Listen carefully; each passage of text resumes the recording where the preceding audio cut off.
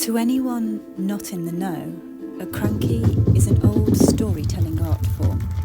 A long illustrated scroll is wound onto two spools and loaded into a box with a viewing window. Illuminated from behind, shadow puppets help spin the tale. Music plays, stories are told, and a little bit of magic happens. The most magical of stories are usually steeped in truth. So we spoke to local historian Mark Davies. Hi Mark, where are we today? So we're in central Oxford, just near where the canal completed its journey into Oxford. It was finished in 1790. The waterway behind me is the Castle Mill Stream, which ran parallel to the canal. And for nearly 30 years here, just near Hythe Bridge, there was a, shall I show you? Yes, please. Which is the old Hythe Bridge here in the background. The buildings of Upper Fisher Row and what is today the Oxford Retreat Public House there. Formerly the Nag's Head, very much a boating pub. Yeah. But the structure on the Castle Mill Stream is this one, a floating chapel.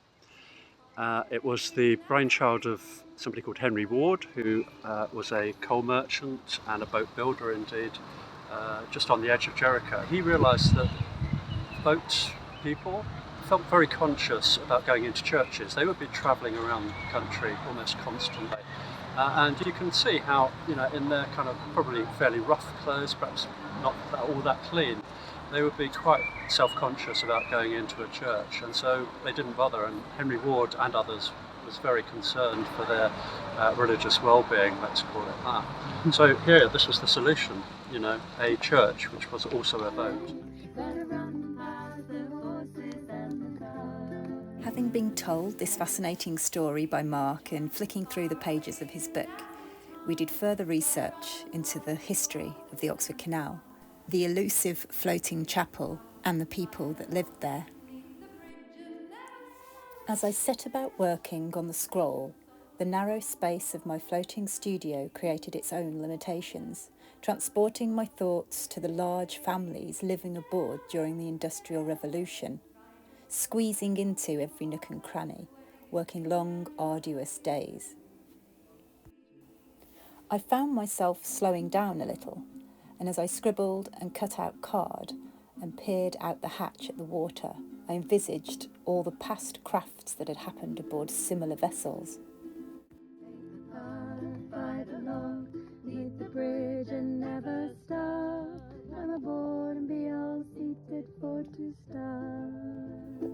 The analogue nature of a cranky struck us as apt, as a way to conjure up the canal of bygone years.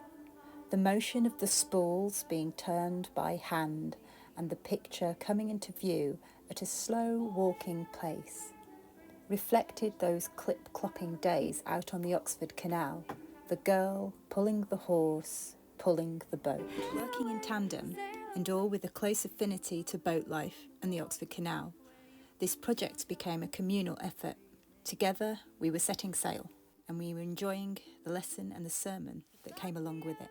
Eventually the chapel sank, didn't it? Can you tell me exactly what happened there? Well, yes, it did. I think it relied on philanthropy. It relied on donations from various wealthy individuals. Micro theatre is small enough to make, perform and watch from the inside of an old cargo butty. The walls of this boat echo the stories of antiquity. The old tiller tells its tale. Ghosts wind the windlass.